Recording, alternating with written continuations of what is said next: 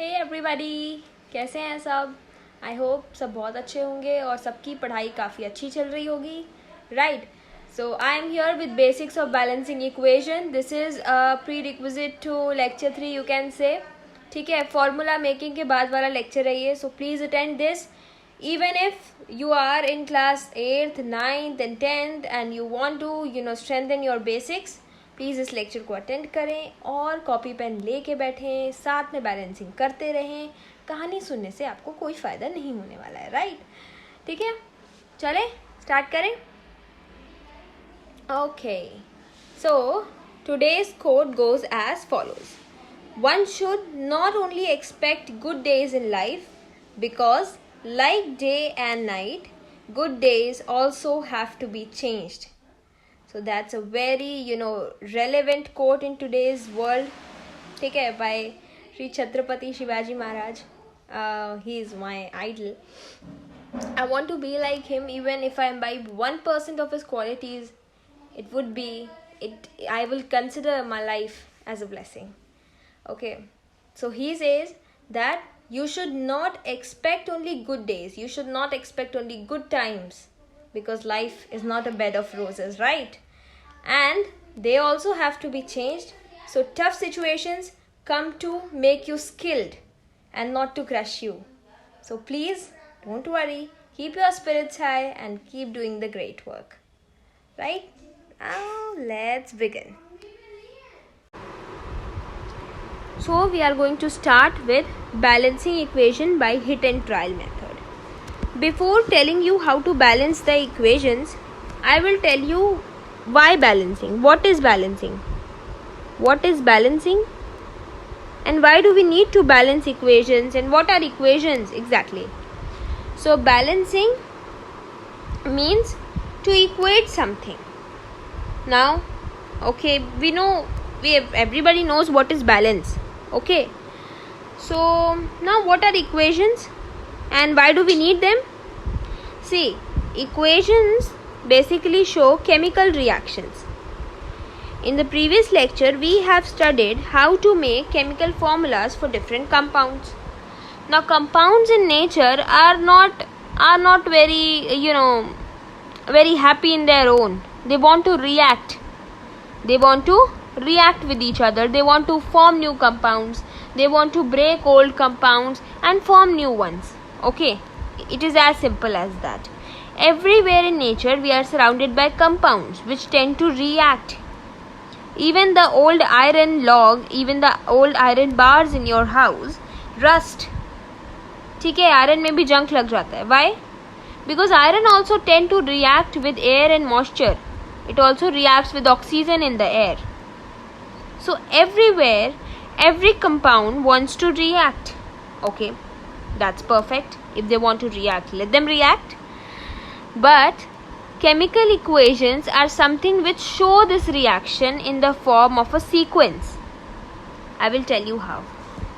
Chemical equations are something which show these reaction in the form of a sequence.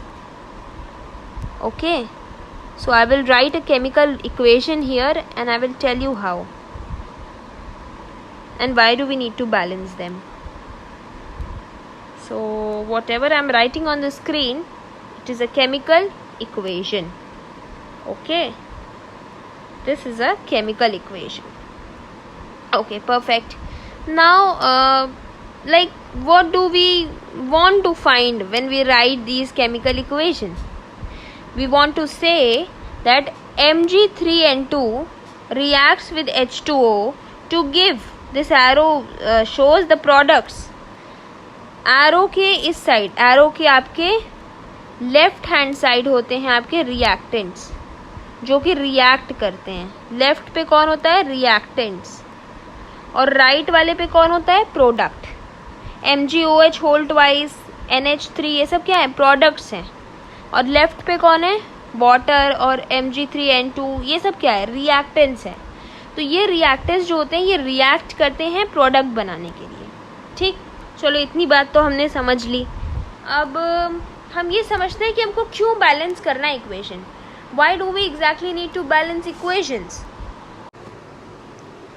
ऐसा है, कारण ये है बैलेंस करने का इक्वेशन कि हम पता करना चाहते हैं कि ये जो Mg3N2 है, ये जो, मैं इसको थोड़ा सा क्लियर करूँ तो आपको बताऊँगी।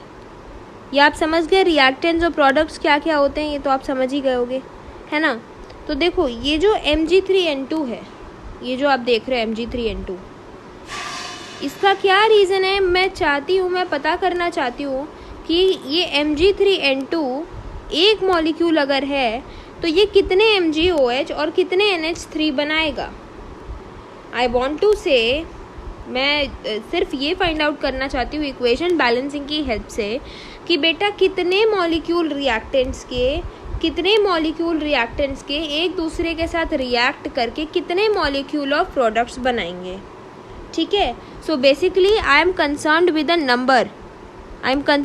अ नंबर कि कितने molecule, how many molecules of reactants will react with how many molecules of another reactant to form how many molecules of product. ठीक है, मैं बेसिकली कंसर्न्ड हूँ कि नंबर ऑफ मॉलिक्यूल्स कितने बनेंगे। ठीक है, अगर मुझे ये फाइंड आउट करना है तो मुझे इक्वेशन बैलेंसिंग की हेल्प लेनी पड़ेगी। Is that clear to each one of you? क्यों इक्वेशन बैलेंस करना है, समझ आया? ठीक है, और अब देखो बेटा, अब हम पढ़ने वाले हैं hit and trial method. Hit and trial method कि हिट एंड ट्रायल मेथड की मदद से हम कैसे इक्वेशन बैलेंस कर सकते हैं। ठीक बेटा, एक बार और मैं लिखती हूँ, सारा इक्वेशन लिख देती हूँ आपके सामने ताकि मैं आपको करके दिखा सकूँ कि हिट एंड ट्रायल मेथड से इक्वेशन कैसे बैलेंस करते हैं। ठीक है, मैं थोड़ा एक फ्रेश पेज ले लेती हूँ, थोड़ा सा जगह आपको ज़्यादा चाहिए होगी इसके लिए। तो Mg3N2, अब ये Mg3N2 कैसे बना ये कोई नहीं पूछेगा क्योंकि लास्ट लेक्चर में मैं फॉर्मूला बनाना आपको सिखा चुकी हूँ। ठीक है, ये देखो Mg, थोड़ा सा मैं स्पेस छोड़ रही हूँ क्योंकि अभी मुझे मॉलिक्यूल का नंबर लिखना होगा। ओके, और मैं नीचे यहाँ पे लिख देती हूँ, स्पेस कम होने की वजह से लिख रही हूँ NH3। ठीक, तो देखो बेटा, अब हमें करना कैसे होता है। अब हमें दो साइड बनाने होते हैं, इस तरह से आपको हमें बनाने हैं दो साइड। ठीक, ऐसे हम डिवाइड कर देते हैं अपने पेज को दो हिस्सों में। और अब मैं एक तरफ लिख दूंगी LHS यानी लेफ़्ट हैंड साइड, और एक तरफ मैं लिख दूंगी बेटा, एक मिनट रुक जाओ, NH3 थोड़ा सा ऊपर कर दूँ ना, NH3। क्लियर हो रहा है, समझ में आ रहा है ना? चलो बस इतना काफ़ी है, बस आपको समझ में आ जाए। एक तरफ मैं लिख देती हूँ LHS और एक तरफ लिख देती हूँ RHS, left hand side and right hand side. आप इससे परिचित तो होंगे ही मैथ्स में। ठीक है, चलो LHS RHS लिख दिया मैंने। अब बेटा लेफ्ट हैंड साइड पे कौन है? रिएक्टेंट्स हैं जो रिएक्ट करेंगे, है ना। तो आप उन सब रिएक्टेंट्स के जल्दी से नाम बता दो तो मेरे को। पहला क्या है? Mg, और क्या है? N, सिर्फ नाम चाहिए मेरे को। हाइड्रोजन और ऑक्सीजन, हाइड्रोजन और ऑक्सीजन। ओके, जस्ट वेट बेटा, पहले ऑक्सीजन को लिखो और लास्ट में हाइड्रोजन को लिखो, ऐसे ही ये तरीका होता है बैलेंस करने का। सारे पहले आप रिएक्टेंट्स लिख लो मेन, उसके बाद फिर ऑक्सीजन और फिर हाइड्रोजन। ठीक, लिख लिया सबने? अब बताओ बेटा, LHS पे लेफ्ट हैंड साइड को देखो, रिएक्टेंट साइड को सारे लोग देखो। बताओ मैग्नीशियम कितने हैं मैग्नीशियम? 3। कितने हैं? 3 दिख रहे हैं। Mg3N2 3 दिख रहा है, यहाँ पे सबको दिख रहा है 3। ठीक, चलिए 3 है मैग्नीशियम। ओके, नाइट्रोजन कितना है बच्चे? नाइट्रोजन 2 है। ठीक, ऑक्सीजन कितना है बच्चे? 1 ऑक्सीजन है, 1 ऑक्सीजन। और हाइड्रोजन कितना है बेटा? 2। उसी तरह राइट हैंड साइड पे आ जाओ, प्रोडक्ट साइड पे आ जाओ सारे लोग। अब बताओ मैग्नीशियम कितना है बेटा? मैग्नीशियम मैं बार, अच्छा मैं नाम नहीं लिखूँ तो चलेगा क्योंकि मैग्नीशियम ही लिख रही हूँ मैं, सामने मैग्नीशियम है। मैग्नीशियम कितना है? 1। नाइट्रोजन कितना है? 1। ऑक्सीजन कितना है? ठीक से देख के बताओ। OH होल, यानी O भी 2 है बेटा, यहाँ पे O भी 2 है, O और H ब्रैकेट में बंद है, O भी 2 H भी 2, तो O2। H कितना है? 2 ये H हो गया और 3 H ये हो गया, 2 ये वाले H हो गए और 3 ये वाला अमोनिया का 3।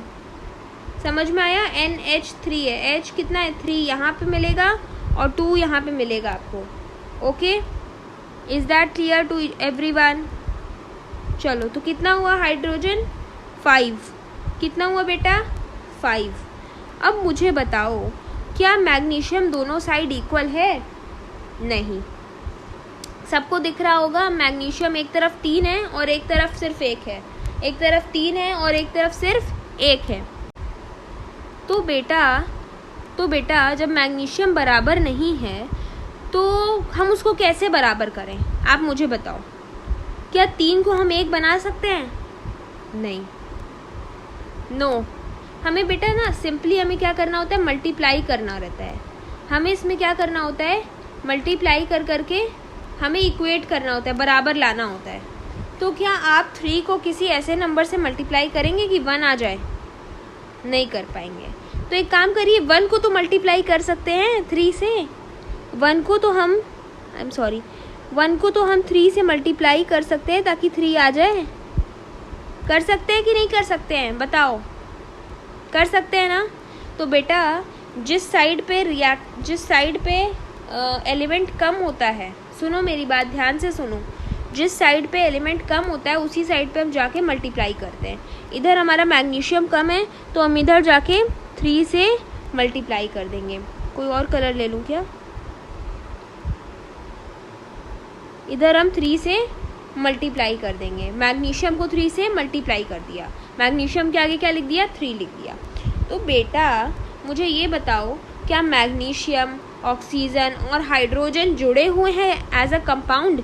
क्या ये तीनों जुड़े हुए हैं इन अ कंपाउंड? हाँ जी। कहोगे हाँ जी मैम, ये तो बॉन्ड बनाए हुए हैं, ये तो आपस में जुड़े हुए हैं। तो अगर आप मैम 3 को मैग्नीशियम से मल्टीप्लाई करोगी तो क्या होगा कि ऑक्सीजन और हाइड्रोजन भी तो 3 टाइम्स मल्टीप्लाई हो जाएंगे। कितनों को समझ में आया बताओ? आया कि नहीं समझ में? बेटा मैग्नीशियम अलग नहीं है, मैग्नीशियम, ऑक्सीजन, हाइड्रोजन तीनों के तीनों साथ में जुड़े हुए हैं, है ना? तो अगर हम मैग्नीशियम में 3 का मल्टीप्लाई करेंगे तो ऑक्सीजन और हाइड्रोजन भी तो 3 टाइम्स हो जाएंगे। बोलो सच है कि नहीं सच? तो बेटा मुझे समझ में आ जाएगा कि इससे तो मेरा हाइड्रोजन पहले जो 2 था अब वो कितना हो गया?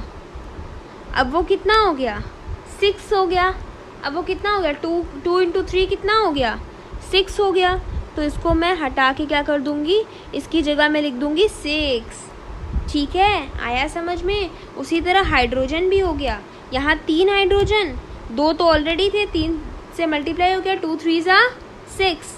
ये 2 थे बेटा, ये 2 थे यहाँ पे ब्रैकेट में अंदर है ना, बाहर 2 लगा है। तो यानी ऑक्सीजन भी 2 थे, हाइड्रोजन भी 2 थे, यहाँ 2 थे ना, 3 से मल्टीप्लाई हो गया तो कितना हो गया? 2 3 6 और 6 + 3 बेटा ये भी तो 3 है, ये भी तो हाइड्रोजन है। 6 + 3 कितना हो गया बच्चे? 9 है कि नहीं? समझ आ रहा? चलो कितना हो गया? 9। तो यहाँ लिख दिया मैंने 9। तो क्या आप लोगों को ये समझ में आया बेटा कि एक नंबर लगा देने से सिर्फ मैग्नीशियम नहीं बदला, ऑक्सीजन भी बदल गया, हाइड्रोजन भी बदल गया। चलो अब मैग्नीशियम तो हो गए बैलेंस, तो मैग्नीशियम की कहानी ख़त्म। आ जाओ नाइट्रोजन पे। बताओ नाइट्रोजन इस साइड ज़्यादा है, इस साइड कम है, इधर कम है। तो एक काम करते हैं, इधर हम 2 लगा देते हैं, तो यहाँ भी कितना हो जाएगा? 2 हो जाएगा, यानी नाइट्रोजन बैलेंस हो जाएगा बच्चों। लेकिन मैंने आपको बताया था कि नाइट्रोजन और हाइड्रोजन जुड़े हुए हैं बेटा। तो इस बार कितने हाइड्रोजन हो जाएंगे अपने पास? 3 2 6 और 3 2 6, यानी 6 और 6 12। वेरी गुड, यानी सबको समझ में आ रहा है। 6 यहाँ और 6 यहाँ, 3 2 6 यहाँ भी थे और 3 2 6 यहाँ भी थे, 6 6 12। तो यानी कि हाइड्रोजन का नंबर फिर से बदल गया बेटा, देखो 12 हो गया आपकी। ओके, आई बात समझ में? आ जाओ अब ऑक्सीजन पे आ जाओ। ऑक्सीजन किधर कम है, किधर कम है? ये तो रिएक्टेंट के साइड कम है। अरे वाह, ऑक्सीजन इधर 1 है, इधर 6 है। 6 को आप 1 तो कर नहीं सकते, बट 1 को 6 कर सकते हैं। यहाँ अगर मैं 6 लगा दूँ तो ये 6 हाइड्रोजन से भी मल्टीप्लाई होगा, ये 6 ऑक्सीजन से भी मल्टीप्लाई होगा, यानी कि हमारे ऑक्सीजन कितने हो जाएंगे बेटा? 6। ऑक्सीजन हो गए बैलेंस, बट हाइड्रोजन हो गए अनबैलेंस। फिर से हाइड्रोजन कितने हो गए? 6 2 ज़ा, ये 2 हाइड्रोजन है बेटा, ये 2 हाइड्रोजन है H2, इसमें 6 का मल्टीप्लाई हो गया, क्या हो जाएगा? 12, यानी 1 to 12, यानी ये भी बैलेंस हो गया ऑटोमेटिकली। समझ आई है बात?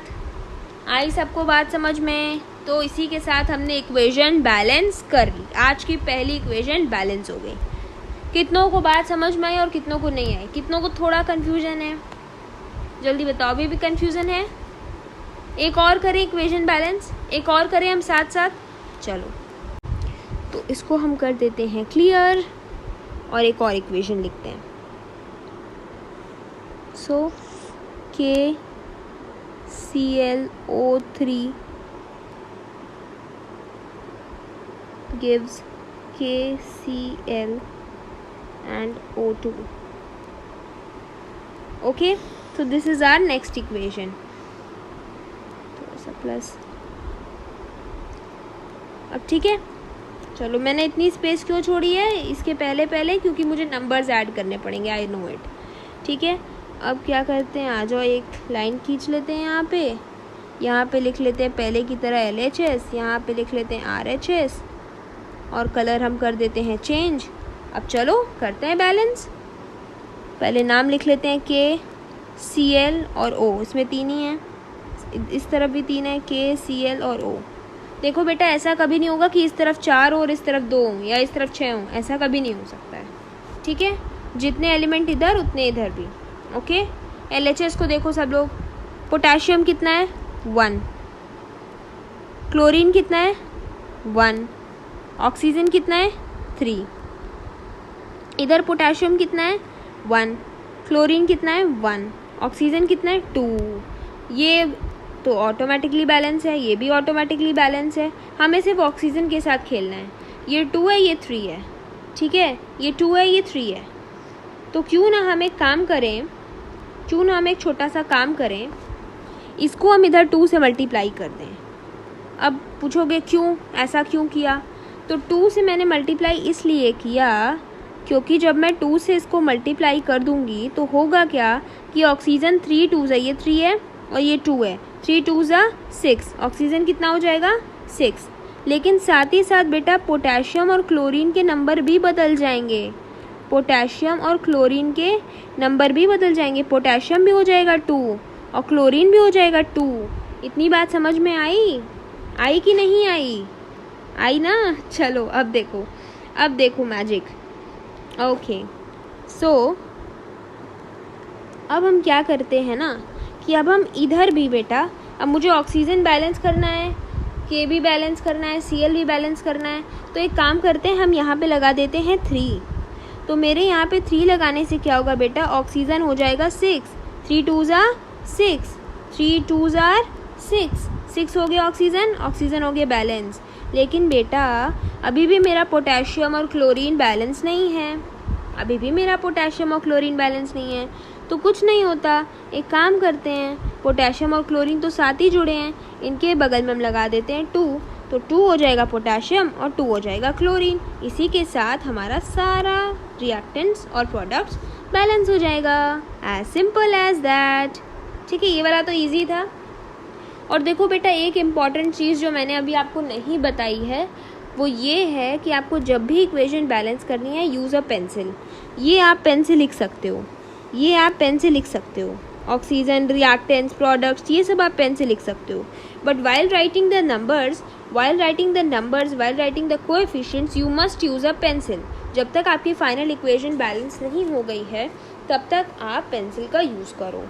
You must be wondering why am I telling this? Because अभी आप देख रहे हैं कि मुझे कई बार कोफिशिएंट्स बदलने पड़ते हैं, कई बार नंबर्स को चेंज करना पड़ता है। तो you should never use a pen for the same. ठीक है, जब तक आपका कंप्लीट नहीं हो जाता। चलो अब बढ़े आगे, एक और इक्वेशन देते हैं, दे, चलो आ जाओ। CH4 plus O2। अभी आपके काम की बात नहीं है कि ये CH4 क्या है, ठीक है, अभी आपके काम की बात नहीं है। CO2 और H2O। ओके, मैं इतना स्पेस छोड़ रही हूँ क्योंकि मुझे कोफिशिएंट्स लिखने हैं। मैंने पेज डिवाइड किया, आप वीडियो पॉज करोगे और आप अपने से ट्राई करके मुझे बताओगे। ये मैंने लिखा LHS, ये मैंने लिखा RHS, ठीक। और अब मैं कोफिशिएंट्स लगाना शुरू करूँ उससे पहले आप वीडियो को पॉज करो और जल्दी से ट्राई करके बताओ। Done everyone? अब मैं बताऊँ, चलो लिखते हैं। सबसे पहले COH। अब मुझे इधर लिखने की ज़रूरत नहीं है। इधर कार्बन कितना है बताओ मुझे, कार्बन कितना है 1, ऑक्सीजन कितना है 2, हाइड्रोजन कितना है 4। इसमें तो किसी को कोई प्रॉब्लम नहीं है ना काउंट करने में। ये कार्बन 1, ये ऑक्सीजन 2 और ये हाइड्रोजन 4। उसी तरह इधर आ जाओ, कार्बन यहाँ भी 1, ऑक्सीजन कितना है 2, और सॉरी ऑक्सीजन 2 नहीं है, देखो 3 है, यहाँ 2 और यहाँ 1, 3। और हाइड्रोजन कितना है बेटा 2। तो यानी कार्बन तो मेरा ऑटोमेटिकली बैलेंस है, लेकिन मुझे ऑक्सीजन और हाइड्रोजन को बैलेंस करना है। तो आ जाओ ऑक्सीजन को बैलेंस करते हैं। क्या करें, यहाँ 3 लगा दें, यहाँ 3 लगा देंगे तो हमारा यहाँ का ऑक्सीजन हो जाएगा 6, 3 2 ज़ा 6, 3 2 ज़ा 6। और यहाँ अगर मैं 2 लगा दूँ, अगर मैं यहाँ 2 लगा दूँ तो just wait for a while, ये 6 हो जाएगा। यहाँ अगर मैं 2 लगा दूँगी तो ऑक्सीजन कितना हो जाएगा, कितना हो जाएगा बताओ, 2 2 4, 4 हो जाएगा। तो अभी भी बैलेंस नहीं हुआ। फिर क्या करें बताओ। और कैसे हम बैलेंस कर सकते हैं, हाउ कैन वी बैलेंस। एक काम करते हैं, हाइड्रोजन को बैलेंस करके देखते हैं। अगर मुझे हाइड्रोजन को बैलेंस करना है तो I must do one thing. इसको मैं यहाँ से इरेज कर देती हूँ और यहाँ पे 2 लिख देती हूँ। तो इससे हाइड्रोजन हो जाएगा 4। हाइड्रोजन कितना हो जाएगा 4। हाइड्रोजन भी बैलेंस हो गया। बचा रहा ऑक्सीजन। तो ऑक्सीजन को अगर बेटा अगर हम यहाँ 3 ना लगा के अगर हम यहाँ 2 लगा दें, तो ऑक्सीजन हो जाएगा बैलेंस। कितना हो जाएगा 4, यहाँ भी 4, यहाँ भी 4, हो गया कंप्लीट बैलेंसिंग। ठीक है, इस रिएक्शन को हम बोलते हैं कंबशन रिएक्शन। किसी भी हाइड्रोकार्बन का ऑक्सीजन के साथ रिएक्ट करके कार्बन डाइऑक्साइड और वाटर प्रोड्यूस करने को हम कहते हैं कंबशन। ठीक, ये बातें अभी आपको बाद में बताएंगे। ओके, समझ आया balancing? Is this clear to each one of you? Everyone, balancing absolute clear? Should we try one more question? Should we try one last question for today? Okay, so let's try one more question. It's a short question, very short actually. Okay, Zn plus HCl gives ZnCl2 and H2. Okay, now try this one by yourself everyone. Please quick, be quick, pause the video and try. Okay, has everyone tried? Now let's do it. चलो आ जाओ, LHS RHS